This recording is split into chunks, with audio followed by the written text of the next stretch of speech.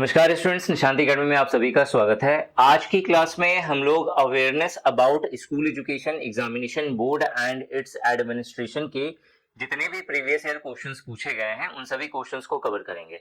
Basically last time जो paper हुआ है सीबीएसई जूनियर असिस्टेंट का, इसके 4 शिफ्ट के पेपर्स हैं। अगर आपको इन पेपर्स का कंपाइलेशन चाहिए अलग अलग सब्जेक्ट के अकॉर्डिंग तो टेलीग्राम चैनल और व्हाट्सएप चैनल ज्वाइन कर लीजिएगा। वहां पे मैंने आपको ये सारी कंपाइलेशन की पीडीएफ आपको शेयर कर दी है, आप वहां से डाउनलोड करके चीजों को वहां से समझ सकते हो। इस वीडियो में हम लोग स्टार्टिंग के 15 क्वेश्चंस देखेंगे, टोटल 45 क्वेश्चंस हैं। ठीक है, awareness about school education examination board and it's administration, ये एक स्पेशल टॉपिक है जो सरदर्द बना हुआ है उन सारे स्टूडेंट्स के लिए जो सीबीएसई जूनियर असिस्टेंट एग्जाम का प्रिपरेशन कर रहे हैं। 10 क्वेश्चंस यहाँ पे पूछा जाएगा। ठीक है, अराउंड में 40 क्वेश्चंस हमारे पास है, 40 क्वेश्चंस है। आज की क्लास में हम लोग 15 क्वेश्चन डिस्कस करेंगे। बाकी का जो क्वेश्चन होगा इसका लाइव सेशन आएगा कहां पर, तो निशांत ई एकेडमी एप्लीकेशन और nishanteacademy.com साइट पर। कंप्लीटली फ्री ऑफ कॉस्ट होगा। आपको क्या करना है, nishanteacademy.com साइट पर जाइए, वहां पे आपको सीबीएसई जूनियर असिस्टेंट और CBSE superintendent and junior assistant का कॉम्बो कोर्स दिख रहा होगा। उस कोर्स की कंटेंट पे क्लिक करना, आपको वहां पे फ्री ऑफ कॉस्ट आपको इसका लाइव लेक्चर जो 23 तारीख को संडे को शेड्यूल्ड है, 23 तारीख को शाम को इवनिंग में 8 बजे आप उसे ज्वाइन कर सकते हो, एप्लीकेशन में भी और वेबसाइट पर भी। ठीक है, और भी अगर आपको डाउट हो इससे रिगार्डिंग कि इसे जो है कैसे ज्वाइन करना है तो व्हाट्सएप नंबर आपको मेरे स्क्रीन पे दिख रहा होगा, आप इस व्हाट्सएप नंबर के द्वारा जो है मुझसे कांटेक्ट कर सकते हो। ठीक है, यहाँ पे हम लोग 15 क्वेश्चंस बहुत ही डिटेल में हम लोग यहाँ पे डिस्कस करेंगे। लाइव लेने की बात कह रहा था मैं कि इसके ऊपर में लाइव सेशन आएगा यूट्यूब पे, लेकिन कुछ इश्यूज की वजह से वो कनेक्ट नहीं हो पाया है, इसीलिए मैं आपको इसका रिकॉर्डेड दे रहा हूँ। ठीक है, तो 1 बाय 1 करके हम लोग सारा क्वेश्चन देखते हैं। सबसे पहला क्वेश्चन है, ठीक है, बाइलिंगुअल कंटेंट हमने बनाया है और आपको यहाँ पे इसका आंसर दिख जाएगा, लेकिन सिर्फ ये आंसर दिखाना ये काम नहीं है मेरा, आपको हर एक चीजों को बहुत ही डिटेल में एक्सप्लेन करना है। ये बहुत इंपॉर्टेंट है ताकि आप उससे रिलेटेड जो भी इंपॉर्टेंट पॉइंट्स है उसे आप समझ सको। ठीक है, तो पहला जो क्वेश्चन है वो है what is the strategy called where the elements of higher social principles and diverse activities are integrated into the core content of the curriculum in a balanced manner। ठीक है, देखो यहाँ पे क्वेश्चन पहले समझना है। ठीक है, हिंदी में बात करें तो पाठ्यक्रम की मूल सामग्री में उच्च सामाजिक धाराओं और विभिन्न गतिविधियों को संतुलित रूप से शामिल करने वाली जो रणनीति होती है, जो प्रक्रिया होती है, उसे क्या कहा जाता है। आपको यहाँ पे 4 ऑप्शन दिख रहा है। पहला ऑप्शन है इंटीग्रेशन, दूसरा ऑप्शन है इवेल्युएशन, तीसरा ऑप्शन है कोऑर्डिनेशन और जो चौथा ऑप्शन है वो है एसिमुलेशन। हिंदी में बात करें तो संगमेशन ये पहला ऑप्शन है, दूसरा मूल्यांकन है, तीसरा सर्विलियन है और चौथा जो है वो सम्मिश्रण है। आपको यहाँ पे आंसर दिख रहा है एसिमुलेशन या सम्मिश्रण, इसका राइट आंसर होगा। सिर्फ इतना बता देंगे तो पता चला कि अंधेरी नगरी चौपट राजा वाला हाल हो गया। आपको यहाँ पे मतलब पता होना चाहिए कि क्वेश्चन क्या कह रहा है, क्वेश्चन किस टॉपिक से जुड़ा हुआ है और इसके जो ऑप्शंस है वो एक्चुअल में क्या है, ये पता होना चाहिए। और इसीलिए आप निशांत एकेडमी यूट्यूब चैनल पे आए हो, निशांत सर से आपने इंटरेक्ट करा हुआ है और अगर आपको ये क्लास अच्छी लगे और पहली बार आए हो तो इस चैनल को जरूर सब्सक्राइब कर लेना। ठीक है, क्योंकि आपके एग्जाम से रिलेटेड जितनी भी रिलेवेंट चीजें होती हैं वो मैं आपको इस चैनल के द्वारा प्रोवाइड करता हूँ। ठीक है, तो जो क्वेश्चन है वो ये कह रहा है कि what is the strategy called, उस स्ट्रेटजी को क्या कहते हैं, where the elements of higher social principle, जहां पे जो एलिमेंट्स हैं, जो तत्व है, जो वो सारी चीजें हैं जो किससे जुड़ी हुई है, हायर सोशल प्रिंसिपल से जुड़ी हुई है। सामाजिक जो प्रिंसिपल्स हैं, जो सिद्धांत है, जो हमें एक मोरल वैल्यूज देता है उससे जुड़ी हुई है। एंड डाइवर्स एक्टिविटीज, डाइवर्स एक होता है कोर एक्टिविटीज, कोर एक्टिविटीज मतलब जो कंसर्न है। जैसे सपोज आप क्लास 5 के अगर आपने बच्चों को देखा होगा तो क्लास 5 का जो सब्जेक्ट है उसका एक टॉपिक होगा जो कोर टॉपिक हो गया, लेकिन उसे अगर बोला जाए बेटा शिष्टाचार के साथ बैठो, डिसिप्लिन में रहो, तो वो बच्चा सुनेगा और फिर निकाल देगा दिमाग से, क्योंकि उसे पता है कि डिसिप्लिन बोल करके तो कुछ होता नहीं है उस एज में। ठीक है, तो उसे चाहिए कि जितना ज्यादा वो कूद फान करे, जितना ज्यादा वो खेल कूद करे। ठीक है, तो हमें क्या करना होता है, हमें उन सब्जेक्ट को जो उनका कोर सब्जेक्ट है उसे इस तरीके से डिजाइन करना होता है कि जो मोरल वैल्यूज है, जो सोसाइटी के जो नॉर्म्स हैं, वो नॉर्म्स जो होंगी वो उन्हीं सब्जेक्ट के साथ इंटीग्रेट होकर के सामने वाला उसे क्या कर ले, कंज्यूम कर ले, उसे पढ़ ले, उसे समझ जाए कि हाँ भाई समाज में ऐसे रहना चाहिए, ये सारी चीजें हैं जो हमें फॉलो करनी चाहिए, बड़ों का पैर छू के आशीर्वाद लेना चाहिए। ठीक है, ये कोई एक पर्टिकुलर सब्जेक्ट नहीं होता है, लेकिन उसे कुछ सब्जेक्ट के साथ जो है इंटीग्रेट कर दिया जाता है। तो यहाँ पे क्वेश्चन यही कह रहा है कि ये जो स्ट्रैटेजी होती है जिसमें हायर सोशल प्रिंसिपल्स के एलिमेंट्स को और डाइवर्स एक्टिविटीज को इंटीग्रेट करा जाता है कोर कंटेंट के साथ ऑफ द क्यूरिकुलम, जो क्यूरिकुलम दिया हुआ होता है, जो क्यूरिकुलम डेवलपमेंट का जो कंसर्न होता है उसके साथ बैलेंस्ड मैनर में, इसे क्या कहा जाता है, इस स्ट्रैटेजी को क्या कहते हैं। पहला जो है वो है इंटीग्रेशन। अब आपको हर एक एलिमेंट्स को पता होना चाहिए हर एक स्ट्रैटेजी को क्या कहते हैं। देखो ये सारी चीजें जो आपको यहाँ पे जो 4 ऑप्शन दिया हुआ है, इंटीग्रेशन, इवैल्यूएशन, कोऑर्डिनेशन और एसिमिलेशन, ठीक है, संगमेशन, मूल्यांकन, सर्विलियन और सम्मिश्रण, बेसिकली ये क्यूरिकुलम डेवलपमेंट का पार्ट है। जैसे जब आप सीबीएसई की बात करते हैं हम लोग, तो सीबीएसई का क्या होता है, हर एक स्टैंडर्ड, चाहे आप 1 स्टैंडर्ड में हो, चाहे 2 स्टैंडर्ड में हो, चाहे 5 में हो, चाहे 9 में हो, चाहे 10 में हो, चाहे 12 में हो, हर एक स्टैंडर्ड को डिफाइन करा गया है कि किस स्टैंडर्ड में आपको क्या चीजें पढ़नी है और क्या एक्स्ट्रा से आपको नॉलेज होना चाहिए और उसे किस तरीके से जो है बच्चों के अंदर जो है डालना है, ठीक है, उनके सिलेबस में डालना है, उनके दिमाग में फिट करना है, वो कैसे होगा। तो ये चीज जो होती है इसे हम लोग क्यूरिकुलम डेवलपमेंट कहते हैं। तो क्यूरिकुलम डेवलपमेंट के कुछ तरीके होते हैं, कुछ प्रोसेस होते हैं, जिसमें जो फर्स्ट प्रोसेस है वो है इंटीग्रेशन। इंटीग्रेशन एक ऐसा पार्ट है जिसमें कोई एक पर्टिकुलर सब्जेक्ट, ठीक है, कोई एक पर्टिकुलर सब्जेक्ट किसी और दूसरे सब्जेक्ट के साथ इंटीग्रेट किया जाता है, लेकिन इस तरीके से इंटीग्रेट किया जाता है कि ये वाला जो टॉपिक है जिसे इंटीग्रेट किया जा रहा है किसी और के साथ, ठीक है, तो जब बच्चा इसे पढ़े, इस टॉपिक को पढ़े, तो उसके दिमाग में जाना चाहिए कि ये चीज जो मैं पढ़ रहा हूं वो एक्चुअल में इसका पार्ट नहीं है, वो एक अलग टॉपिक है जिसे मैं इसके साथ पढ़ रहा हूं। मतलब क्या किया जा रहा है, 2 सब्जेक्ट को इंटीग्रेट किया जा रहा है, लेकिन इस तरीके से इंटीग्रेट किया जा रहा है कि जो दूसरा सब्जेक्ट जिसे मिलाया जा रहा है वो अपनी आइडेंटिटी को लूज नहीं कर रहा है। फॉर एग्जाम्पल, जब आप इंजीनियरिंग पढ़ते हैं, ठीक है, जब आप इंजीनियरिंग की पढ़ाई करते हैं तो इसके अंदर क्वांट, ठीक है, क्वांट यानी कि मैथ्स प्लस फिजिक्स, इसे मिलाया जाता है इंजीनियरिंग के टॉपिक्स के साथ। तो इंजीनियरिंग का जब सिलेबस आप कवर करोगे तो आप सपोज करो आप कोई एक टॉपिक पढ़ रहे हैं, तो आपको पता है कि उसके अंदर आप अगर कुछ कैलकुलेशन कर रहे हैं तो ये मैथ्स का पार्ट है, ठीक है, ये मैथ्स का पार्ट होता है। आप अगर फिजिक्स की चीजें यहाँ पे कर रहे होते हैं तो आपको पता होता है कि यहाँ पे फिजिक्स में पढ़ रहा हूँ, ठीक है। उसी तरीके से और भी बहुत सारे टॉपिक्स होते हैं। फॉर एग्जाम्पल, जब हम लोग बायो पढ़ते हैं तो बायो के अंदर आपको पता है कि एनवायरमेंट के कुछ टॉपिक आते हैं, है ना। तो यानी कि जब आप बायोलॉजी पढ़ रहे होंगे और उसमें एक पर्टिकुलर टॉपिक आपको एनवायरमेंट से जुड़ा हुआ मिल रहा होगा, तो आपको वहां पे मालूम है कि बायो तो मैं पढ़ रहा हूं लेकिन उसके अंदर एनवायरमेंट का ये टॉपिक मैं पढ़ रहा हूं, ठीक है। तो इसका मतलब क्या है कि एनवायरमेंट को बायोलॉजी के साथ इंटीग्रेट करा गया है, लेकिन वो अपनी आइडेंटिटी वहां पे लूज नहीं कर रहा है। इसे हम लोग क्या कहते हैं, इंटीग्रेशन कहते हैं। क्या क्वेश्चन ये पूछा गया है? नहीं, क्वेश्चन पूछा है किसी से, सोशल प्रिंसिपल, जो हायर सोशल प्रिंसिपल है उसे इंटीग्रेट किया जा रहा है कोर कंटेंट के साथ। किस तरीके से? इस तरीके से कि वो क्यूरिकुलम जो है एक बैलेंस्ड मैनर में रखे, मतलब वो ओवरलोड ना हो जाए।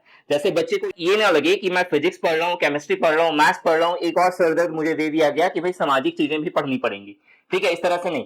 तो मतलब यहाँ पे ये है कि यहाँ पे जो एक्स्ट्रा जो सोशल प्रिंसिपल से जुड़ी हुई जो चीजें हैं उसे इस तरीके से इंटीग्रेट करा जा रहा है कोर कंटेंट के साथ कि वो उसके साथ सब्ज्यूम्ड हो गया, वो उसके साथ मिक्स्ड हो गया। तो इसे क्या कहते हैं? दूसरा जो यहाँ पे ऑप्शन है वो है मेरा इवेल्युएशन। इवेल्युएशन बोले तो मूल्यांकन। मूल्यांकन मतलब यहाँ पे क्या होता है, ये वो पार्ट है क्यूरिकुलम डेवलपमेंट का जहां पे जो अथॉरिटी है वो ये चेक करती है कि जो क्यूरिकुलम दिया जा रहा है बच्चों को उससे उसका कितना इवोल्यूशन हो रहा है, कितना वो इवॉल्व हो रही है, कितना वो डेवलप्ड हो रहा है, ठीक है। मतलब बच्चे किस फॉर्म में डेवलप्ड हो रहे हैं, उनके ऊपर में किस तरीके का डेवलपमेंट हो रहा है, एजुकेशन वो किस तरीके से कंज्यूम कर रहे हैं, इन सब चीजों को इवैल्यूएशन में इवैल्यूएट करा जाता है, ठीक है। तीसरा होता है कोऑर्डिनेशन। बेसिकली कोऑर्डिनेशन में इस चीज का ध्यान रखा जाता है कि जो सब्जेक्ट्स हैं वो आपस में कोऑर्डिनेट हो और एक दूसरे के साथ ओवरलैप ना हो। एग्जांपल से समझते हैं तो और अच्छे से आपको यहाँ पे समझ में आएगा। सपोज करो कि आपने अगर सीबीएसई बोर्ड से अगर आप पढ़े होंगे, ठीक है, चैट सेक्शन में आप लोग बताना कि सीबीएसई बोर्ड से कितने सारे बच्चे पढ़े हुए हैं यहाँ पे, ठीक है, यस लिख करके बता देना, यस मैं सीबीएसई बोर्ड से हूं। तो देखो यहाँ पे क्या है, यहाँ पे मान लो अगर आपने सीबीएसई बोर्ड से पढ़ा हुआ होगा तो आपको पता है कि क्लास 8 जो होता है उसके अंदर भी लाइट चैप्टर होता है, और क्लास 10th जो अगर आप पढ़ोगे तो वहां भी लाइट चैप्टर होता है, और अगर क्लास आप 11 पढ़ोगे तो वहां भी लाइट चैप्टर होता है, ठीक है। तो आप बोलोगे सर लाइट चैप्टर को 3 जगहों पर डाला गया है, एक क्लास 8 में भी, एक क्लास 10 में भी और क्लास 11 में भी, ठीक है। तो अगर ये चीजें ओवरलैप हो जाए, मतलब जो आपने 8 में पढ़ा है वही चीज उठा करके आपको क्लास 10 में दे दे और वही चीज उठा के क्लास 11 में दे दे, तो यहाँ पे क्या होगा, यहाँ पे ओवरलैप हो जाएगा सिलेबस का या कंटेंट का। तो इस चीज को सुनिश्चित कौन करता है, इंश्योर कौन करता है कि चीजें ओवरलैप ना हो, तो वो कौन करता है, कोऑर्डिनेशन करता है। कोऑर्डिनेशन में जो कंटेंट होता है उसे स्टैंडर्ड के वाइज कोऑर्डिनेट करा जाता है। और जो चौथा पार्ट है वो है एसिमिलेशन, सम्मिश्रण।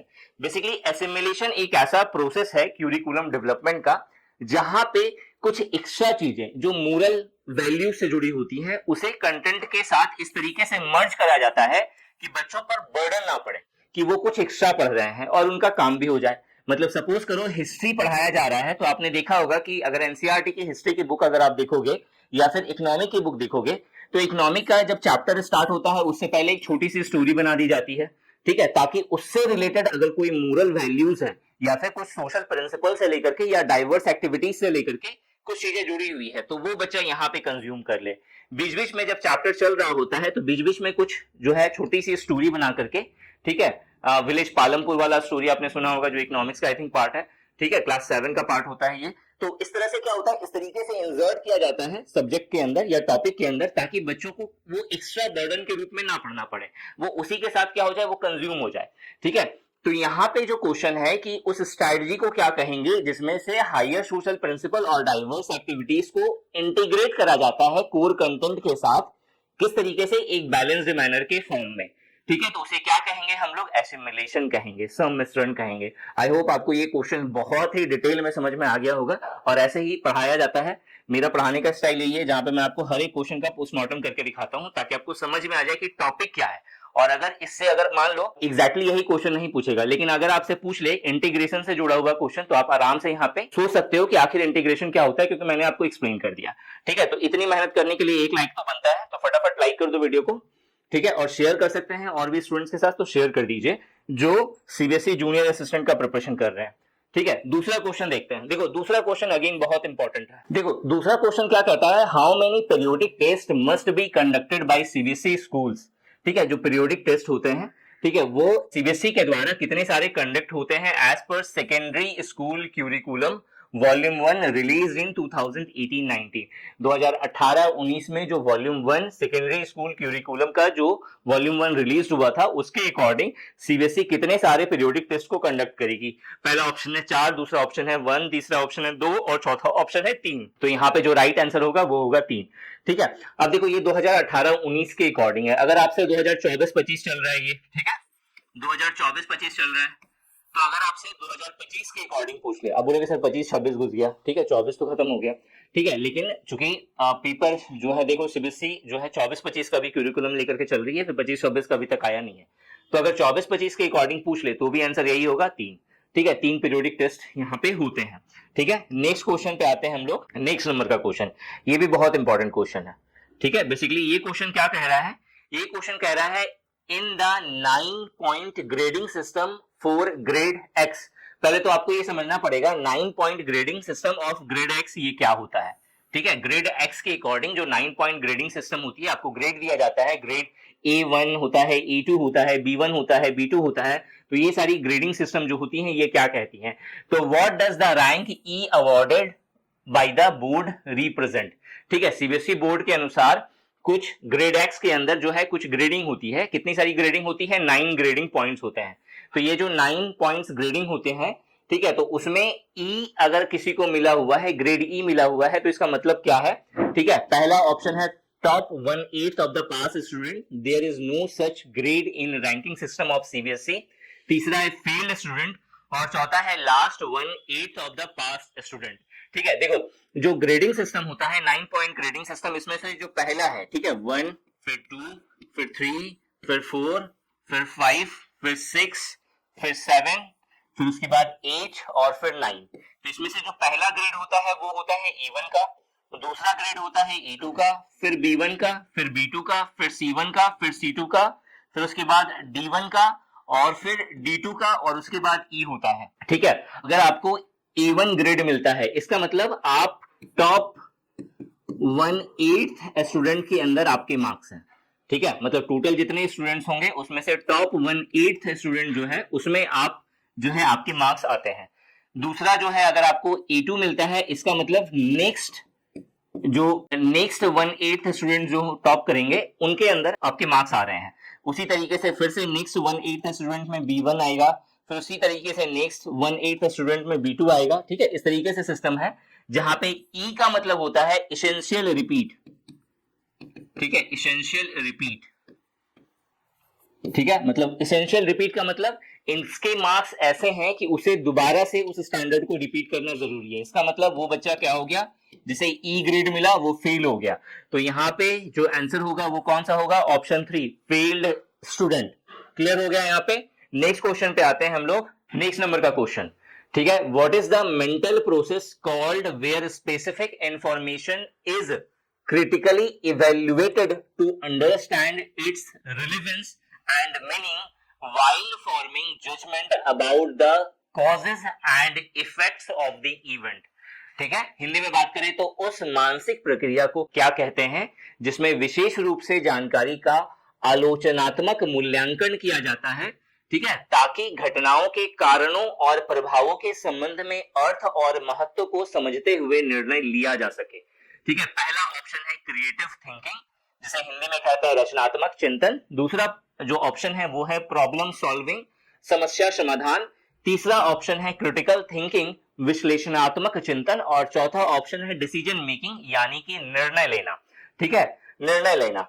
देखो ये चारों ऑप्शंस बहुत इंपॉर्टेंट है। अगर आप सुपरिटेंडेंट को भी टारगेट कर रहे हो तो जो डिसीजन मेकिंग का जो कॉन्सेप्ट होगा ये आपका मैनेजमेंट वाले टॉपिक के अंदर, एडमिनिस्ट्रेशन एंड मैनेजमेंट वाले टॉपिक में पूछा जाएगा, जो कि टियर 2 का पार्ट है। ठीक है, बहुत अच्छे से मैं आपको सारा सिलेबस कवर करवा रहा हूं अपनी कोर्सेज के अंदर। अगर कोर्सेज में इंटरेस्टेड हो, अगर आप चाहते हो कि एक सटीक वे में आपका प्रिपरेशन हो, अगर आप सीरियस कैंडिडेट हैं और चाहते हो कि इस बार मेरा सिलेक्शन हो जाए सीबीएसई के अंदर, ठीक है, तो निशांत एकेडमी एप्लीकेशन और nishantiacademy.com साइट पे हमारी कोर्सेज हैं सीबीएसई सुपरिटेंडेंट और जूनियर असिस्टेंट के रिगार्डिंग, और टेस्ट सीरीज भी है जो बहुत ही अफोर्डेबल प्राइस पे है। आप चाहे तो आप ज्वाइन कर सकते हो, और अधिक जानकारी के लिए आप व्हाट्सएप मुझे जरूर करना, मेरा नंबर आपको स्क्रीन पर दिख रहा होगा। ठीक है, तो क्वेश्चन यहाँ पे क्या कह रहा है, क्वेश्चन कह रहा है what is the mental process. ठीक है, इस मेंटल प्रोसेस को क्या कहते हैं। तो देखो जब भी मेंटल प्रोसेस आ गया तो यहाँ पे जो ऑप्शन है वो थिंकिंग से जुड़ा होगा। ठीक है, तो एक तो यहाँ पे आपको क्रिएटिव थिंकिंग दिख रही है और दूसरा क्रिटिकल थिंकिंग दिख रही है। आपको यहाँ पे आंसर भी दिख गया क्रिटिकल थिंकिंग, लेकिन आपको समझना तो पड़ेगा कि क्रिटिकल थिंकिंग होता क्या है। ठीक है, तो जो मेंटल प्रोसेस जब भी आएगा तो याद रखना थिंकिंग से जुड़ा हुआ वो एक्टिविटी होगा। ठीक है, तो what is the mental process called where specific information is critically evaluated. Specific information मतलब आपको एक इंफॉर्मेशन दिया गया होगा, आपको एक डाटा दिया गया होगा, इस डाटा को आपको रीड करना है और उसके अकॉर्डिंग क्रिटिकली इवेल्युएट करना है और समझना है कि क्या चीजें रिलेवेंट है, मीनिंग उसका किस तरीके से है, ताकि आप फाइनल जजमेंट ले सके उसके कॉज एंड इफेक्ट्स को समझकर, मतलब इवेंट्स के कॉज और इफेक्ट्स को समझ करके आपका फाइनल जजमेंट आ सके। अगर सिर्फ जजमेंट होता तो हम लोग आंख बंद करके डिसीजन मेकिंग कर ले। मैं आपको यहाँ पे चारों ऑप्शंस जो है समझाऊंगा, क्योंकि चारों ऑप्शन समझना बहुत जरूरी है।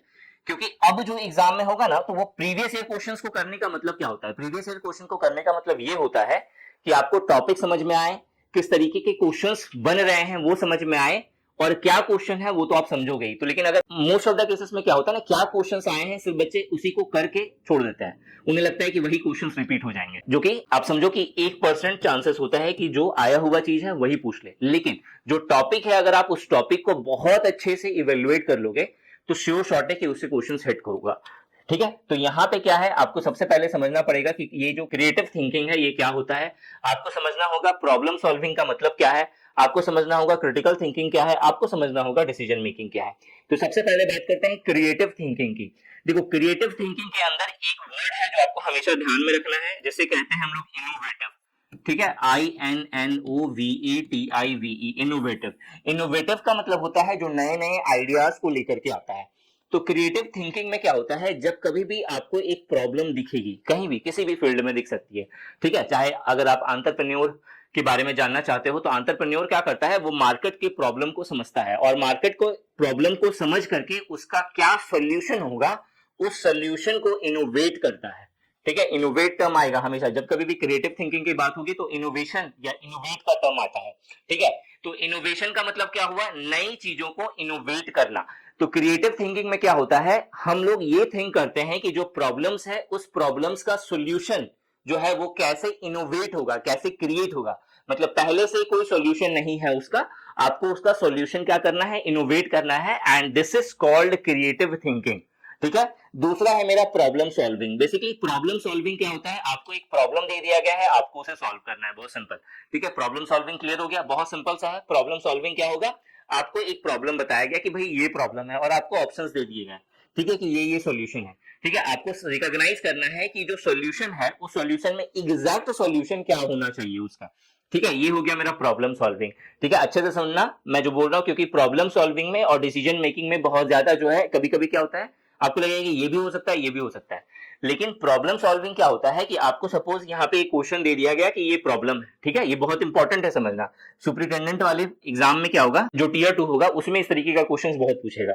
ठीक है, आपको क्या दे दिया गया, यहाँ पे एक प्रॉब्लम दे दिया गया, या समाज का, सोसाइटी का आपको एक प्रॉब्लम यहाँ पे विजुअलाइज कर दिया गया भैया कि इस तरह की चीजें होती हैं। अब इसके अकॉर्डिंग आपको 4 ऑप्शंस दे दिया गया, आपको ये समझना पड़ेगा कि इस प्रॉब्लम के अकॉर्डिंग इसमें से एग्जैक्ट क्या सॉल्यूशन है। ठीक है, ये नहीं मैं बोल रहा हूँ कि चारों सॉल्यूशन होंगे, उसमें से आपको बेस्ट चूज करना है। मैं आपको यहाँ पे बोल रहा हूँ कि 4 ऑप्शंस दिया गया है, इसमें से एग्जैक्टली क्या सॉल्यूशन होगा वो आपको फाइंड आउट करना है। This is called problem solving. तीसरा है मेरा critical thinking. Basically critical thinking क्या होता है, जब आपको कुछ ऐसा दे दिया जाए जिसे आपको क्या करना है, एक डाटा दे दिया गया, उस डाटा को आपको इवेल्युएट करना है, एनालाइज करना है, उसका मतलब समझना है, और उसके अकॉर्डिंग उसके कॉज मतलब उसका क्या कारण हो सकता है, उसका क्या प्रभाव हो सकता है, उस चीज को समझ के उसके अकॉर्डिंग फाइनल जजमेंट आपको लेना है। तो this is called critical thinking. तो यहाँ पे क्वेश्चन के अनुसार जो राइट ऑप्शन हो रहा है वो कौन सा हो रहा है, क्रिटिकल थिंकिंग, ऑप्शन 3। तो ऑप्शन 3 राइट आंसर है। डिसीजन मेकिंग समझ लेते हैं, डिसीजन मेकिंग भी बहुत इंपॉर्टेंट है। देखो डिसीजन मेकिंग क्या होता है, ठीक है, जैसे हमने देखा प्रॉब्लम सॉल्विंग के केस में क्या था कि आपको एक प्रॉब्लम दे दिया गया और उसका 4 आपको ऑप्शन दे दिया गया। यहां भी वही चीज होगा, आपको प्रॉब्लम दे दिया जाएगा और उसके 4 ऑप्शंस दे दिए जाएंगे, लेकिन आपको यहाँ पे पता चलेगा कि यार ये जो प्रॉब्लम है, इस प्रॉब्लम का ऑप्शन ए भी सॉल्यूशन हो सकता है, ऑप्शन बी भी सॉल्यूशन हो सकता है, ऑप्शन सी भी सॉल्यूशन हो सकता है, और ऑप्शन डी भी सॉल्यूशन हो सकता है। अब यहाँ पे आपको ये समझना पड़ेगा इन चारों ऑप्शन में कौन सा सॉल्यूशन सबसे बेस्ट होगा।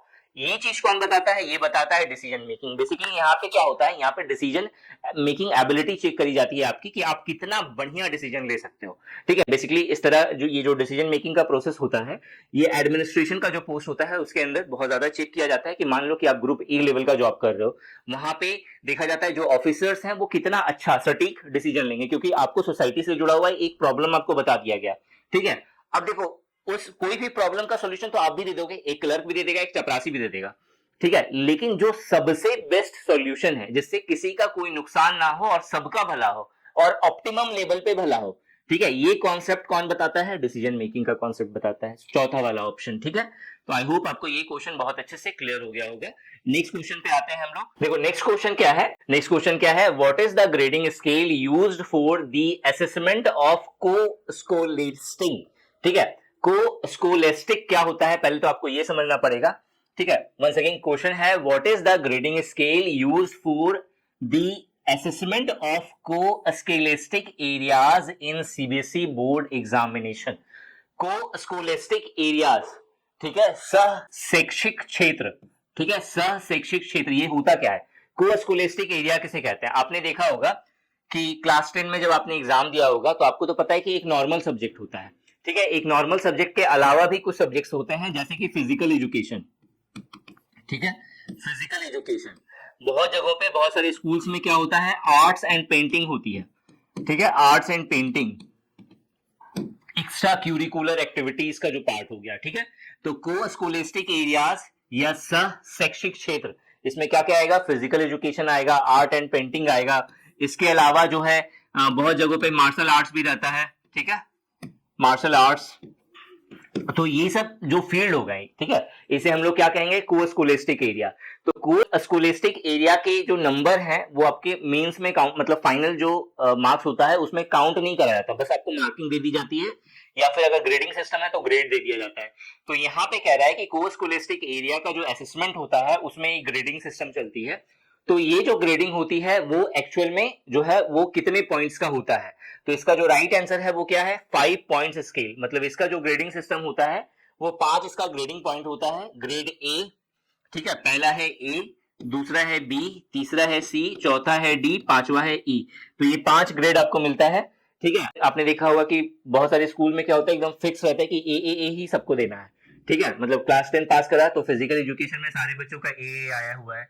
ठीक है, मतलब ये टीचर के हाथ में होता है। तो ये जो 5 ग्रेडिंग पॉइंट्स होता है, 5 पॉइंट्स, ठीक है, किसमें मिलता है, को स्कूलेटिक एरिया में मिलता है। तो इसमें जो पहला है ए, ठीक है, ए क्या बताता है, ए बताता है आउटस्टैंडिंग को। बी जो है, बी क्या बताता है, बी बताता है वेरी गुड को। सी की बात करें तो सी बताता है गुड को, डी बताता है फेयर को। ठीक है, और जो पांचवा है ई जो है वो किसको बताता है, एवरेज को। इसे लिख लेना कहीं पे, ये इंपॉर्टेंट है।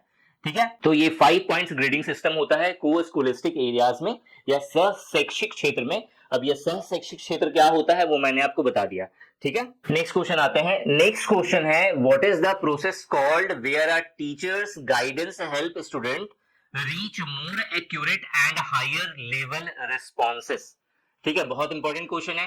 क्वेश्चन है, शिक्षक द्वारा की गई विवेचना जो विद्यार्थियों को अधिक सटीक और उच्च स्तरीय प्रतिक्रियाओं तक पहुंचने में सहायता करती है, क्या कहलाती है। पहला जो ऑप्शन है वो है इवेल्युएशन, मूल्यांकन, जो मैंने आपको थोड़ी देर बता दिया क्या होता है। दूसरा ऑप्शन है प्रॉम्प्टिंग, उपचार। तीसरा ऑप्शन है रिमीडियल टीचिंग, ठीक है, अतिप शिक्षण। और चौथा ऑप्शन है सिग्निफिकेंट जनरलाइजेशन, ठीक है, महत्व सामान्यकरण। ठीक है, चौथा वाला तो कुछ होता नहीं है सीबीएसई में।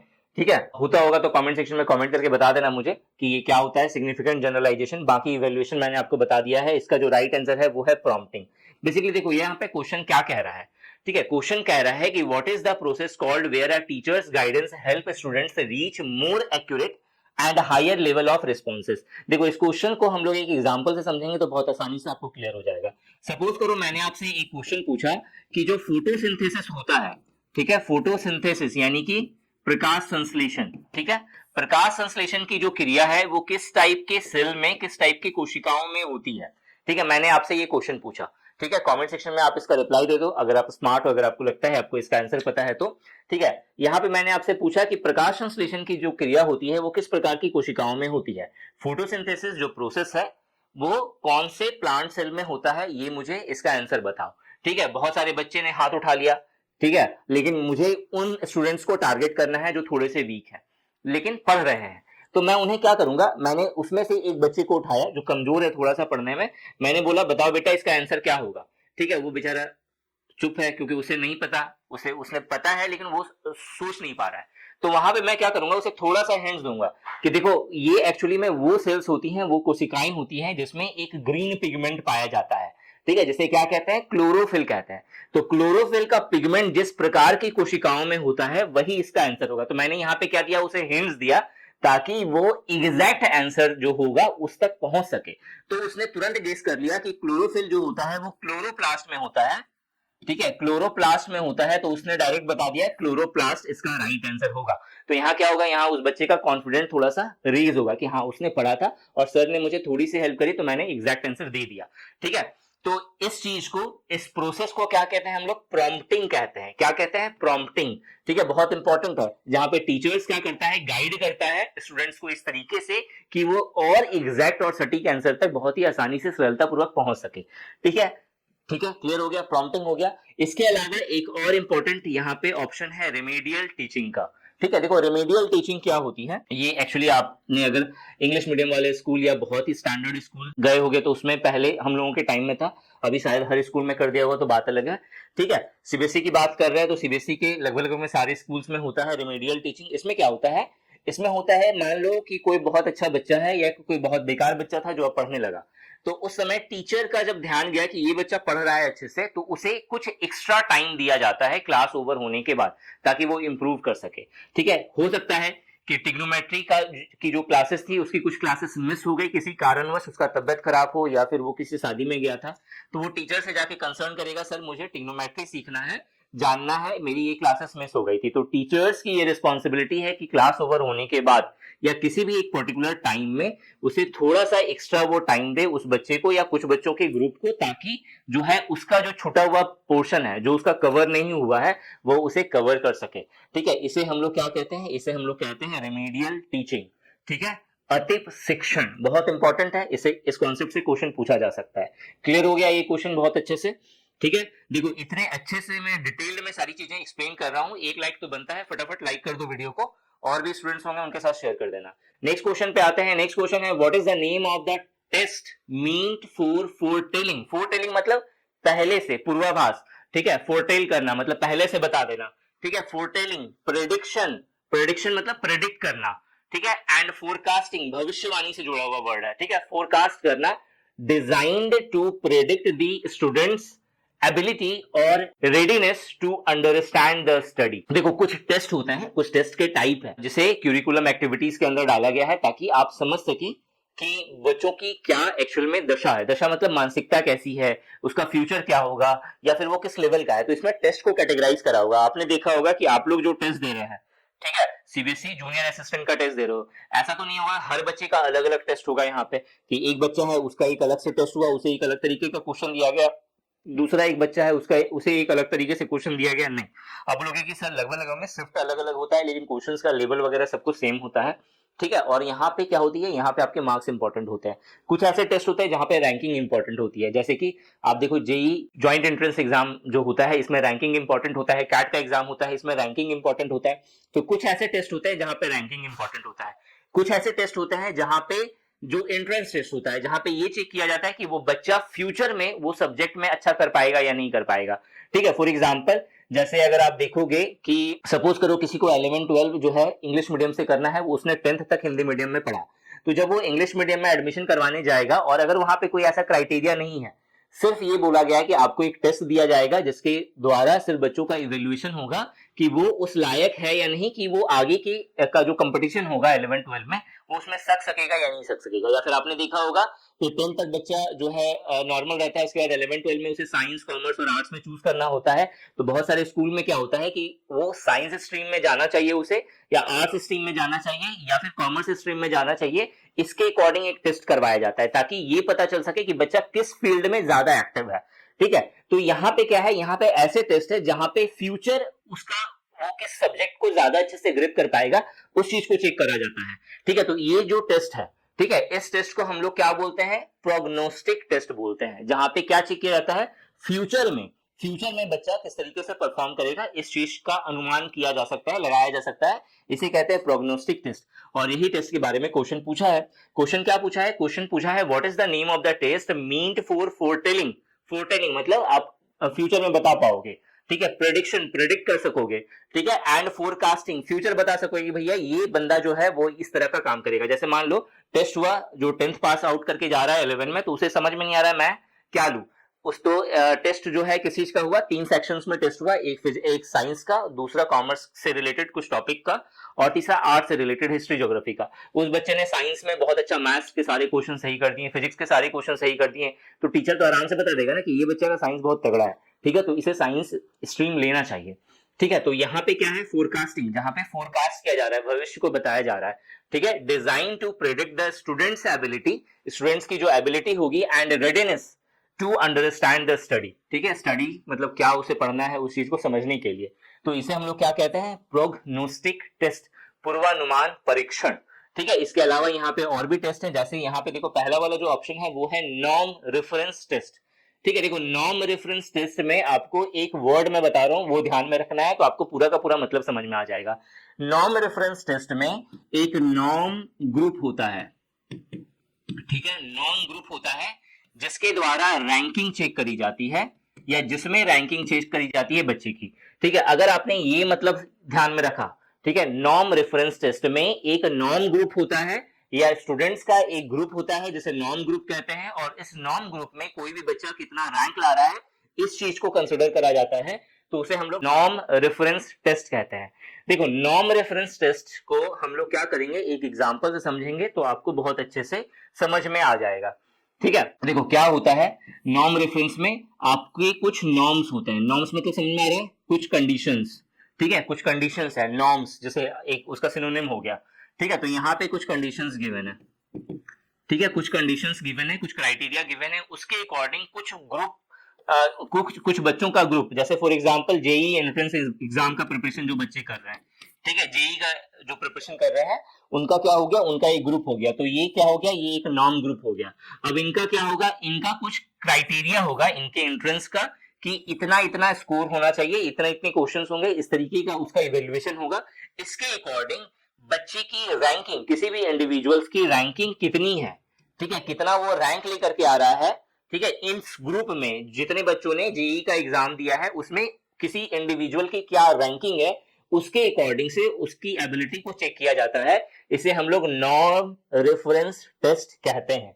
जैसे कि कैट का एग्जाम हो गया, जेईई का एग्जाम हो गया, ठीक है, एम्स का एग्जाम हो गया, ठीक है, तो ये हो गया नॉर्म्स रेफरेंस टेस्ट। दूसरा है स्टैंडर्डाइज्ड टेस्ट। स्टैंडर्डाइज्ड में देखो स्टैंडर्ड टेस्ट, ठीक है, ऐसे समझना। स्टैंडर्डाइज्ड का मतलब क्या हो गया, जो स्टैंडर्ड होगा। स्टैंडर्ड होगा मतलब जैसे सीबीएसई जूनियर असिस्टेंट का आप लोगों का जो टीयर 1 का जो पेपर होगा वो, ठीक है। तो इसमें क्या है, इसमें हर एक बच्चे का सेम एक्सपीरियंस होता है। मतलब मान लो 1 लाख बच्चों ने बैठे हो एग्जाम में, 1 लाख बच्चे सिट कर रहे हैं एग्जाम में, ठीक है, तो वहां पे सबका एक्सपीरियंस सेम होगा। ऐसा नहीं है कोई बोलेगा अरे बहुत ही तो ये तो हलवा वाला क्वेश्चन था, मेरे से तो हिस्ट्री पूछ रहा खाली, दूसरे ने बोला मेरे से तो सिर्फ मैथ्स के क्वेश्चन पूछे, ऐसा नहीं होगा। हर किसी का सेक्शन डिफाइंड है कि कैसे कैसे क्वेश्चन होंगे, कौन कौन सा सेक्शन यहाँ पे इंक्लूड होगा, क्या क्या चीज पूछा जाएगा, ठीक है, कौन सा एरिया होगा जहां से आपको कवर करना है चीजें, तो पूरा का पूरा पहले से डिफाइंड है। और उसमें आप कितना स्कोर लेकर के आ रहे हो, कितने मार्क्स लेकर के आ रहे हो, वो इंपॉर्टेंट होगा, ठीक है। तो यहाँ पे स्टैंडर्डाइज टेस्ट में मार्क्स इंपॉर्टेंट होता है, जबकि नॉर्म रेफरेंस टेस्ट में रैंक इंपॉर्टेंट होता है, ठीक है। ये भी बहुत इंपॉर्टेंट पॉइंट है जिसे ध्यान में रखना है। नॉर्म रेफरेंस में रैंकिंग इंपॉर्टेंट होती है, जबकि स्टैंडर्डाइज टेस्ट में आप कितना मार्क्स कर रहे हो, कितना स्कोर लेकर के आ रहे हो, ये इंपॉर्टेंट होता है। प्रोग्नोस्टिक टेस्ट क्या होता है वो मैंने आपको बता दिया। और एक है मेरा एप्टीट्यूड टेस्ट। बेसिकली देखो एप्टीट्यूड टेस्ट के अंदर एबिलिटी को चेक किया जाता है, अंडरस्टैंडिंग पावर को चेक किया जाता है। जैसे आपने देखा होगा कि एक तो एप्टीट्यूड के अंदर क्वांट एंड रीजनिंग का सेक्शन होता है, जहां पे क्वांट एंड रीजनिंग के क्वेश्चंस जो है पूछे जाते हैं, ठीक है। तो उसमें उससे क्या होता है कि बच्चे की अंडरस्टैंडिंग पावर कितनी है, वो कितने अच्छे से चीजों को समझ सकता है, उसकी एबिलिटी क्या है, ठीक है, समझ किस तरीके से डेवलप हुई है, उस चीज को चेक करा जाता है कहां पे, एप्टीट्यूड टेस्ट के अंदर।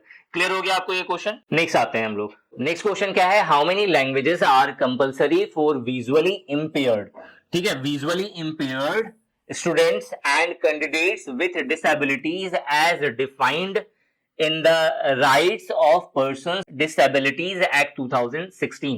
Right of persons with disabilities act 2016 के अंतर्गत जो विजुअली इंपेयर्ड स्टूडेंट्स और कैंडिडेट्स होते हैं उनके लिए कितने लैंग्वेजेस को पढ़ना कंपलसरी करा गया है। और इसका जो राइट आंसर है वो है 1। जबकि जो नॉर्मल अगर स्टूडेंट्स हैं तो नॉर्मल स्टूडेंट्स के लिए जो कितने सारे लैंग्वेज जो हैं वो बताए गए हैं कि आपको इतना लैंग्वेज पढ़ना चाहिए, ठीक है, 2 या 3, मतलब कुछ स्टैंडर्ड तक आपको 3 लैंग्वेज पढ़ना है और उसके बाद आपको 2 लैंग्वेज पढ़ना है। जैसे कि अगर मैं बात करूं ग्रेजुएशन की तो, या फिर 11-12 की, ठीक है, सीनियर सेकेंडरी या उसके ऊपर में, तो वहां पे 2 लैंग्वेज का क्राइटेरिया है कि आपको 2 लैंग्वेज पता होना चाहिए, ठीक है। जबकि 8 तक की बात करें तो 8 तक के अंदर जो सीबीएसई बोर्ड होता है वो 3 लैंग्वेज का रिकमेंडेशन देता है कि बच्चों को 3 लैंग्वेज आना चाहिए। कौन कौन से 3 लैंग्वेज होंगे, एक होगा इंग्लिश, ठीक है, अगर इंग्लिश मीडियम स्कूल है तो पहला जो लैंग्वेज होगा वो होगा इंग्लिश। तो जब इंग्लिश पहला लैंग्वेज होगा तो दूसरा लैंग्वेज क्या आ जाएगा यहाँ पे, हिंदी, और तीसरा लैंग्वेज हो जाएगा रीजनल, ठीक है, रीजनल लैंग्वेज। लेकिन अगर वही हिंदी मीडियम स्कूल है, ठीक है, तो वहां पे पहला लैंग्वेज हो जाएगा हिंदी, दूसरा लैंग्वेज हो जाएगा हिंदी इंग्लिश, और तीसरा जो हो जाएगा वो हो जाएगा रीजनल, ठीक है। और जबकि जहां पे सिर्फ 2 लैंग्वेज है जैसे सेकेंडरी और सीनियर सेकेंडरी, तो वहां पे इंग्लिश हिंदी का क्राइटेरिया रहता है। ग्रेजुएशन की बात करें तो ग्रेजुएशन में 2 लैंग्वेज होता है, उसमें से आपको पहला जो ऑप्शन होगा वो इंग्लिश और हिंदी में कोई एक लैंग्वेज चूज करना रहेगा, और जो दूसरा ऑप्शन होगा वो होगा रीजनल लैंग्वेज। जैसे मान लो आप पंजाब के रहने वाले हो तो पंजाबी का जो है एक टॉपिक होगा, आप उसे जो है एज अ लैंग्वेज चूज कर सकते हो, ठीक है, ये ऑप्शन रहता है। बहुत जगहों पे क्या रहेगा कि इंग्लिश और हिंदी जो पहला ऑप्शन है उसमें से सिर्फ इंग्लिश देगा, दूसरा ऑप्शन में रीजनल लैंग्वेज देगा, ये भी होता है बहुत जगहों पे, ठीक है। ये क्वेश्चन आराम से आप सभी का क्लियर हो गया। नेक्स्ट क्वेश्चन पे आते हैं। नेक्स्ट क्वेश्चन है, what is the field of education called that is associated with attitudes and value. बहुत इंपॉर्टेंट अगेन ये क्वेश्चन है, ठीक है। क्वेश्चन यहाँ पे कह रहा है कि what is the field of education, ठीक है, उस एजुकेशन के फील्ड को क्या कहते हैं, that is associated with attitudes, जो बच्चों के एटीट्यूड से, कि मतलब उसका एटीट्यूड कैसा बनेगा, ठीक है, और उसे किस तरह तरीके की वैल्यूज मिलेगी, ठीक है, उससे जुड़ा हुआ है। उस फील्ड ऑफ एजुकेशन को क्या कहते हैं। पहला जो ऑप्शन है वो है मेरा कॉग्निटिव डोमेन। बेसिकली देखो कॉग्निटिव डोमेन एक ऐसा डोमेन होता है जहां पे बच्चों की इंटेलेक्चुअल एबिलिटी को और नॉलेज को चेक करा जाता है, ठीक है। कॉग्निटिव डोमेन एक ऐसा डोमेन है जहां पे बच्चों का जो इंटेलेक्चुअल एबिलिटी है, मतलब वो किस तरीके का पढ़ रहा है, उसकी इंटेलिजेंसी किस तरीके से डेवलप हो रही है, ठीक है, नॉलेज किस तरीके से डेवलप हो रहा है, इस चीज को रखा जाता है। तो ये हो गया मेरा कॉग्निटिव डोमेन, लिख लेना कहीं पे, ये बहुत इंपॉर्टेंट है। दूसरा जो है वो है मेरा साइकोमोटर, ठीक है, साइकोमोटर डोमेन, जहां पे फिजिकल एक्टिविटीज से जुड़ी हुई जितनी भी एक्टिविटीज होती है, ठीक है, उसे कैटेगराइज कर, मतलब ग्रुपिंग करी गई है कि एक संस्थान में, एक इंस्टीट्यूशन में जहां पे पढ़ाई हो रही है, जहां पे शिक्षा हो रहा है, तो सिर्फ शिक्षा नहीं, बुकिश वाला जो है काम नहीं होगा, ठीक है, किताबी कीड़ा नहीं बनना है, वहां पे उसे हर तरह की एक्टिविटीज, हर तरह की क्यूरिकुलम एक्टिविटीज के अंदर पार्टिसिपेट कर सकते हैं बच्चे। उसमें से क्या होगा, कुछ चीजें हैं जो किताबी नॉलेज, किताबी ज्ञान तक रखी गई हैं, जो किसके अंदर आता है, कॉग्निटिव डोमेन के अंदर आता है। कुछ चीजें जिसमें फिजिकल एजुकेशन होगा, ठीक है, खेलकूद शामिल है, स्पोर्ट्स शामिल है, वो किसके अंदर आएगा, साइकोमोटर डोमेन के अंदर आएगा। तीसरा है मेरा साइकोलॉजिकल डोमेन, साइकोलॉजिकल डोमेन के अंदर क्या आएगा, मेंटल से जुड़ी हुई चीजें, ठीक है, मेंटल एक्टिविटीज, जिसमें कुछ ऐसा साइकोलॉजिकल गेम हो सकता है, कोई एप्टीट्यूड के क्वेश्चंस हो सकते हैं, जैसे रीजनिंग की, जैसे बड़े बड़े स्कूल में क्या होता है, रीजनिंग बेस्ड भी एक टॉपिक करवाया जाता है, ताकि बच्चों का जो रीजनिंग है वो बेस्ट हो सके, ठीक है। हम लोगों ने नहीं पढ़ा था अपने टाइम में उस तरह के स्कूल में, इसीलिए हम लोग जो है कंपटीशन का एग्जाम जो है दे रहे हैं अभी, नहीं तो अभी के समय में जो बच्चे हैं वो सब कंपटीशन में रीजनिंग वगैरह सब जो क्लास 8 के ही बच्चे जानते हैं। क्लास 8 के बच्चों को आप रीजनिंग के क्वेश्चंस दोगे, डाइस के क्वेश्चंस दोगे तो वो सॉल्व कर लेगा, ठीक है, अगर उसके स्कूल के अंदर जो है साइकोलॉजिकल डोमेन वाला जो टॉपिक है वो ऐड करा गया है, ठीक है। और चौथा जो है वो क्या है, अफेक्टिव डोमेन। अफेक्टिव डोमेन के अंदर सिर्फ बच्चों का क्या मेंटेलिटी होगा, वो एप्टीट्यूड कैसे अपना वो एटीट्यूड अपना कैसे डेवलप करेगा, ठीक है, एटीट्यूड कैसे डेवलप करेगा, उसकी पर्सनल वैल्यूज कैसी होंगी, वो कैसे अपनी पर्सनालिटी को डेवलप करेगा, ये सारी चीजें आती हैं, ठीक है। तो एटीट्यूड एंड वैल्यूज जो है किसके अंदर आएगा, अफेक्टिव डोमेन के अंदर आएगा, भावनात्मक क्षेत्र के अंदर आएगा। तो चौथा वाला ऑप्शन यहाँ पे राइट आंसर हो जाएगा। नेक्स्ट है what is nodal centre, again बहुत इंपॉर्टेंट क्वेश्चन है। देखो नोडल सेंटर क्या होता है, नोडल सेंटर किसे कहते हैं हम लोग, जैसे मान लो कि एक सिटी है, ठीक है, एक शहर है, जैसे मान लेते हैं यही शहर है, इस शहर में बहुत सारे स्कूल्स हैं, ठीक है, बहुत सारे यहाँ पे स्कूल्स हैं, ठीक है, यहाँ पे बहुत सारे स्कूल्स हैं। तो क्या किया गया, इन सभी स्कूल्स में वो स्कूल जो बाकी सारे स्कूल्स का पड़ोसी है, ठीक है, बाकी सारे स्कूल्स का पड़ोसी है, जैसे मान लेते हैं इस स्कूल को हमने यहाँ पे सेलेक्ट करा, ठीक है, ये वाले स्कूल को, तो ये वाला स्कूल क्या है, बाकी सारे स्कूल का सेंटर पड़ रहा है यहाँ पे, सेंटर मतलब ये इसके भी सामने हो गया, इसके भी सामने हो गया, इसके भी सामने, मतलब सभी का कॉमन सेंटर जो है वो ये स्कूल हो जाएगा, ठीक है, ये स्कूल। तो अगर किसी भी तरह की कोई भी एक्टिविटीज ऑर्गेनाइज करनी हो, ऐसी एक्टिविटीज जहां पे सारे स्कूल को पार्टिसिपेट करना है, तो वो कहां पे होगा, इसी सेंटर पे होगा। समझ में आया। तो नोडल सेंटर किसे कहते हैं, नोडल सेंटर एक ऐसा सेंटर होता है जहां पे जो बेसिकली उस स्कूल में होता है जो बाकी सारे स्कूल्स में, उस सिटी के बाकी सारे स्कूल से क्या है, सामने है, उसका नेबर है, ठीक है। तो what is nodal centre, it is school. अब ये जो एक्टिविटीज है ये बहुत तरह की हो सकती है, कोई क्यूरिकुलम एक्टिविटीज हो सकती है, स्पोर्ट्स हो सकता है, कोई एंट्रेंस एग्जाम हो सकता है, जैसे बोर्ड का एग्जाम हो गया, तो सभी स्कूल का बोर्ड का एक साथ होता है, आपने सुना होगा। तो उन सबका अगर मुझे किसी एक पर्टिकुलर जगह पे सेंटर देना है कि सारे बच्चों का वो सामने पड़े, तो मैं कहाँ दूंगा, सेंटर वाला जो स्कूल था वहां पे, ताकि हर बच्चा वहां पे पहुंचे, ठीक है। तो यहाँ पे क्या हो गया, नोडल सेंटर किसे कहेंगे, तो it is a school with all facility to conduct CBSE board exam and is easily accessible to student. दूसरा है, it is a model school that best demonstrate CBSE method. It is a CBSE school in Delhi. It is a school centrally located providing all facilities for evaluation and is located in the neighborhood of 10 schools। मतलब minimum nodal centre अगर आप किसी को बनाना है, किसी school को, तो at least कम से कम वहां पे वो कितने स्कूल्स का नेबर होना चाहिए, मिनिमम 10 स्कूल्स का नेबर होना चाहिए। तो एक और पॉइंट यहाँ पे निकल के आता है, ये वाला पॉइंट जो आपको ध्यान में रखना है। ये भी क्वेश्चन पूछ सकता है कि नोडल सेंटर बनाने के लिए, ठीक है, किसी भी स्कूल को अगर आप नोडल सेंटर बनाते हो तो मिनिमम कितने school as a neighbour schools जो है रिक्वायरमेंट होनी चाहिए। तो यहाँ पे क्या आंसर हो जाएगा, यहाँ पे 10 स्कूल्स। क्लियर हो गया। नेक्स्ट क्वेश्चन पे आते हैं हम लोग। नेक्स्ट क्वेश्चन है, how many languages are compulsory for a student to study till grade 8 as per CBSE. अभी हम लोगों ने देखा था कि कितने सारे लैंग्वेजेस को पढ़ना रिक्वायर्ड है यहाँ पे 8 क्लास स्टैंडर्ड तक, 3, ठीक है। तो 3 लैंग्वेजेस इसका राइट आंसर होगा, ठीक है। नेक्स्ट क्वेश्चन पे आते हैं हम लोग। नेक्स्ट क्वेश्चन है, as per CBSE what is the test called that is design to provide a measure of performance compared with the pre specified level of accomplishment. ठीक है, सीबीएसई के अनुसार उस परीक्षण को क्या कहते हैं जो प्रदर्शन का मापन प्रदान करने के लिए डिजाइन किया गया है और जिसे पूर्व निर्दिष्ट उपलब्धि स्तर से तुलना की जाती है। ठीक है, एक बार फिर से ऐसे समझते हैं। ठीक है, ये तो हिंदी हो गया, एक बार फिर से मैं इसे समझाता हूं। क्वेश्चन क्या कह रहा है? क्वेश्चन कह रहा है एज पर सीबीएसई, सीबीएसई के अनुसार what is that test called, उस टेस्ट को क्या कहेंगे? That is designed to provide, ठीक है, जो इस तरीके से डिजाइन होगा जो प्रोवाइड कर सके अ मीजर ऑफ परफॉर्मेंस। ठीक है, मीजर ऑफ परफॉर्मेंस, परफॉर्मेंस को मीजर कर सके। ठीक है, measure of performance compared with a pre specified level of accomplishment. Pre specified मतलब जहां पे पहले से स्पेसिफाइड करा गया है। Pre specified level of accomplishment मतलब जैसे मान लो पहले से डिफाइन कर दिया गया कि कौन कौन सा यहाँ पे क्राइटेरिया है, इन क्राइटेरिया में से कौन कौन सा क्राइटेरिया जो है वो अकॉम्प्लिश करेगा सामने वाला, उसके अकॉर्डिंग जो है डिसाइड कर दिया गया है। ठीक है, तो इसे हम लोग क्या कहते हैं? Criterion reference test. Criterion reference, criteria मतलब क्राइटेरिया कंडीशंस। ठीक है, तो क्राइटेरियन हो गया। रेफरेंस मतलब उसका क्राइटेरिया को क्या करना है? रेफरेंस लेना है और उसके अकॉर्डिंग एक टेस्ट लेना है। बेस्ट एग्जांपल देता हूं मैं, बहुत ही इजी वे में आपको समझ में आ जाएगा।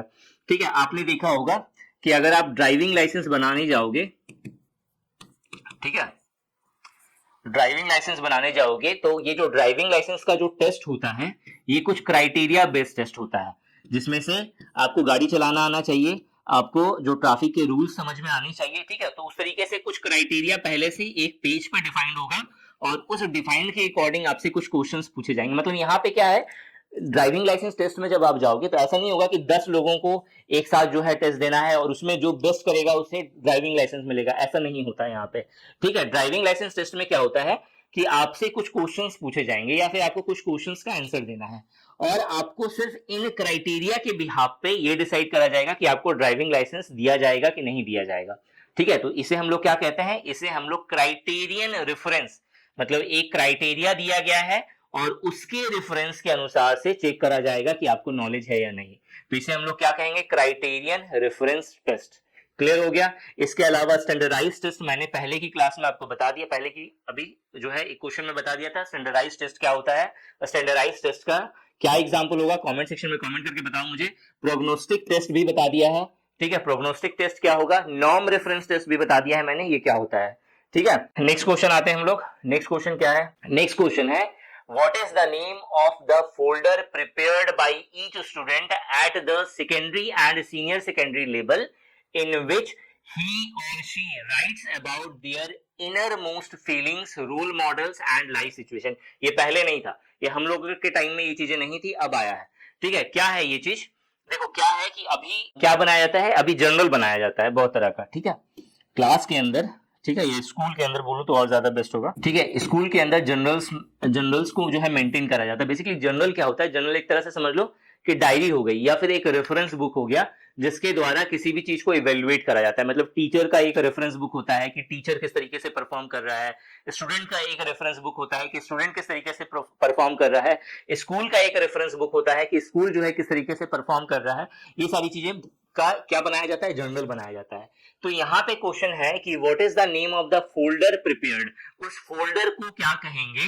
प्रिपेयर्ड बाय ईच स्टूडेंट, जो हर एक छात्र के द्वारा, हर एक स्टूडेंट के द्वारा बनाया जाएगा एट द सेकेंडरी, जो सेकेंडरी लेवल के स्टूडेंट है यानी क्लास 10 के जो स्टूडेंट होंगे एंड सीनियर सेकेंडरी लेवल, और जो क्लास 11 12 के जो स्टूडेंट होंगे वो जो स्टूडेंट्स होंगे वो लोग बनाएंगे अपना खुद का। ठीक है, इन विच, जिसमें ही और she write about their inner most feeling, मतलब अपना खुद का फीलिंग जो है वो वहां पे मेंशन करेंगे। इसके अलावा रोल मॉडल्स के बारे में वो मेंशन, मतलब अपना पर्सनल चीजें जो मेंशन करेंगे। ठीक है, अपने लाइफ के सिचुएशंस को मेंशन करेंगे। तो उस तरह के जर्नल को क्या कहते हैं? तो इसका जो राइट आंसर है वो है जस्ट फॉर मी। ठीक है, मतलब इस जर्नल को, ठीक है, क्या कहेंगे हम लोग? जस्ट फॉर मी, बहुत इंपॉर्टेंट है। इसके अलावा स्टूडेंट रिकॉर्ड, ठीक है, बेसिकली ये स्टूडेंट रिकॉर्ड जो जर्नल होता है ये स्कूल अपने लेवल पे यूज कर, मतलब पूरे स्कूल का होता है, जिसमें हर एक स्टूडेंट का क्या होता है? रिकॉर्ड होता है, जिसमें ये चेक करा जाता है कि वो स्टूडेंट कैसा परफॉर्म कर रहा है। तीसरा जो है वो है मेरा एनेक्डोटल रिकॉर्ड। ये जो है क्लास टीचर के द्वारा बनाया जाता है, एनेक्डोटल रिकॉर्ड, जिसमें समराइज वे में एक क्लास के जितने सारे स्टूडेंट हैं, ठीक है, उनका क्या परफॉर्मेंस है वो चीज यहाँ पे मेंशन होता है। चौथा जो है वो है टीचर्स रेफरेंस बुक। बेसिकली ये जो है ये टीचर्स के लिए होता है, टीचर्स जो है वो किस किस तरीके से जो है स्कूल के अंदर चीजों को हैंडल करेंगे, कौन कौन से बच्चे को किस तरीके से ट्रीट करना है, ओवरऑल जो है उस स्कूल के अंदर कैसे ट्रीट करना है या क्लास के अंदर कैसे ट्रीट करना है बच्चों को, वो चीजें मेंशन करी जाती है। ठीक है, टीचर्स रेफरेंस बुक। तो यहाँ पे जो इसका इस क्वेश्चन का जो राइट आंसर है वो क्या होगा, जस्ट फॉर मी। क्या होता है मैंने आपको समझा दिया। नेक्स्ट क्वेश्चन पे आते हैं। नेक्स्ट नंबर का क्वेश्चन है, which of the following doesn't belong to the cities categorized by the central board to fix center to conduct board examination। देखो सीबीएसई जो बोर्ड एग्जाम कंडक्ट करती है वो 3 क्राइटेरिया पे कंडक्ट करती है। ठीक है, सीबीएसई का जो बोर्ड एग्जाम होता है वो 3 क्राइटेरिया होता है, 3 क्राइटेरिया। ठीक है, 3 क्राइटेरिया के अकॉर्डिंग सीबीएसई बोर्ड एग्जाम लेती है। सबसे पहला, ठीक है, सेम सिटी के अंदर, पहला क्राइटेरिया क्या है, एक ही सिटी के अंदर कितने सारे सीबीएसई के स्कूल हैं। ठीक है, सीबीएसई के स्कूल है, मतलब यहाँ पे ये जो काम हो रहा है वो मल्टी स्कूलिंग सिस्टम के अकॉर्डिंग हो रहा है। ठीक है, मतलब मल्टी स्कूलिंग मतलब एक सिटी के अंदर जो है कितने सारे स्कूल्स हैं। देखो यहाँ पे पहला ऑप्शन मल्टी स्कूल सिटीज। ठीक है, मतलब सिटी के वाइज देखा जाता है कि हर एक सिटी में कितने सारे स्कूल हैं सीबीएसई के, उसके अकॉर्डिंग फिर जो है बोर्ड एग्जाम होगा। दूसरा जो क्राइटेरिया होता है वो होता है कि एक सिटी के अंदर अगर मान लो एक ही सीबीएसई स्कूल है, ठीक है, इसको बोलते हैं यूनिट स्कूलिंग सिस्टम। ठीक है, या सिंगल स्कूलिंग सिस्टम भी बोलते हैं इसको। ठीक है, सिंगल स्कूलिंग सिस्टम भी बोलते हैं, मतलब एक सिटी में एक ही सीबीएसई का स्कूल है। ठीक है, पूरा का पूरा सिटी में सिर्फ एक ही सीबीएसई स्कूल है। तो यहाँ पे क्या होगा, जो इसका एग्जाम सेंटर होगा वो इसी स्कूल में पड़ेगा, सिंपल। ठीक है, एक तीसरा होता है जिसमें होता है फॉरेन स्कूलिंग सिस्टम। ठीक है, फॉरेन स्कूल, FOREIN। ठीक है, foreign schooling system. Foreign schooling system में क्या होता है कि जहां पे जो फॉरेन कंट्रीज के अंदर अगर कुछ इंडियन स्टूडेंट्स हैं जो सीबीएसई बोर्ड में पढ़ना चाहते हैं तो उनके लिए जो है स्कूल्स बनाए जाते हैं और उसके अकॉर्डिंग फिर बोर्ड एग्जाम होता है। तो यहाँ पे एक है मेरा मल्टी स्कूल सिटीज, ये सही है यहाँ पे। तो दूसरा है मेरा फॉरेन कंट्रीज के अकॉर्डिंग होता है, ये भी सही है। तीसरा जो है वो है सिंगल स्कूल सिटी, ये भी सही है। चौथा जो है डबल स्कूलिंग स्कूल सिटी जो है, ऐसा कुछ क्राइटेरिया नहीं होता है सीबीएसई के अंदर। तो जो चौथा वाला ऑप्शन है वो यहाँ पे गलत हो गया। ठीक है, फोर्थ ऑप्शन जो है वो क्या हो जाएगा, यहाँ पे राइट आंसर हो जाएगा। ठीक है, क्लियर हो गया होगा। नेक्स्ट क्वेश्चन पे आते हैं हम लोग। क्वेश्चन है, how much additional time is permitted for a visually challenged student attending an AISSCE examination for 3 hours duration. ठीक है, यहाँ पे क्वेश्चन है कि जो विजुअली चैलेंज स्टूडेंट होते हैं, विजुअली चैलेंज स्टूडेंट होते हैं जो अटेंड कर रहे हैं AISSCE एग्जामिनेशन को, all India senior secondary certificate examination. ठीक है, ऑल इंडिया, ठीक है, सीनियर सेकेंडरी, ठीक है, सर्टिफिकेट एग्जामिनेशन। ठीक है, एग्जामिनेशन, ये इसका फुल फॉर्म हो गया। तो इस एग्जाम में जो विजुअली चैलेंज स्टूडेंट होते हैं उन्हें 3 घंटे का टाइम दिया जाता है। तो यहाँ पे क्वेश्चन ये है कि एडिशनल टाइम कितना होता है। तो पहले आपको समझना पड़ेगा नॉर्मल टाइम कितना होता है। तो AISSCE एग्जाम जो नॉर्मल होता है वो 2 घंटे का होता है।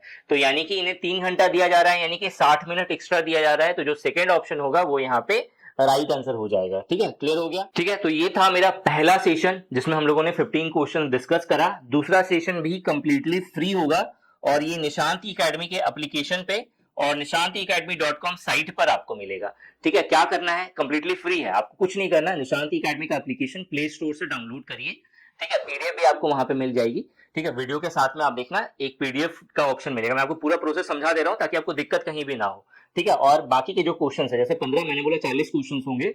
ठीक है, तो जो नेक्स्ट जो 25 क्वेश्चंस बचे हैं, ठीक है, ये जो 25 क्वेश्चंस का जो सेशन होगा वो आपको निशांत एकेडमी एप्लीकेशन पर मिलेगा फ्री ऑफ कॉस्ट। करना क्या है, निशांत एकेडमी का एप्लीकेशन आप प्ले स्टोर से डाउनलोड करिए या nishantiacademy.com आपको साइट पे जाना है। वहां पे कोर्सेस वाले सेक्शन पे आपको जाना है। कोर्स वाले सेक्शन पे जाकर के आपको 2 कोर्स दिखेगा, दोनों में से कोई भी कोर्स आप चेक कर सकते हो।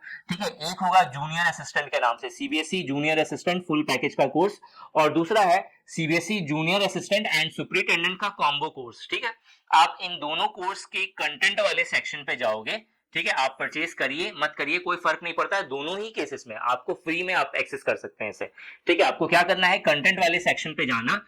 वहां पे जैसे ही आप जाओगे कंटेंट वाले सेक्शन में, आपको जो 23 तारीख को 8 बजे जो क्लास होगी, आपको उसका वहां पे जो है एक ज्वाइन का ऑप्शन दिख जाएगा। आप जब 23 तारीख को 8 बजे जो है आप जाकर के चेक करना, आपको वहां पे होगा वॉच नाउ का ऑप्शन दिख जाएगा, आप उसे चेक कर सकते हो वहां पे। अगर आपकी ये क्लास मिस हो जा रही है, अगर आप लाइव नहीं देख पा रहे हो, तो रिकॉर्डेड सेशन जो है आपको इसके डेमो के नाम से एक फोल्डर होगा, ठीक है, डेमो एंड प्रीवियस ईयर पीवाईपी के नाम से एक फोल्डर होगा, ठीक है, वहां पे आप जा करके इसका फ्री में आप बाकी के जो पार्ट्स हैं उसकी वीडियोस जो है आप देख सकते हो, ठीक है। इस वीडियो में यही था। बेस्ट प्रिपरेशन के लिए इस चैनल को जरूर सब्सक्राइब कर लेना। Thanks for watching this video and wish you good luck for your paper.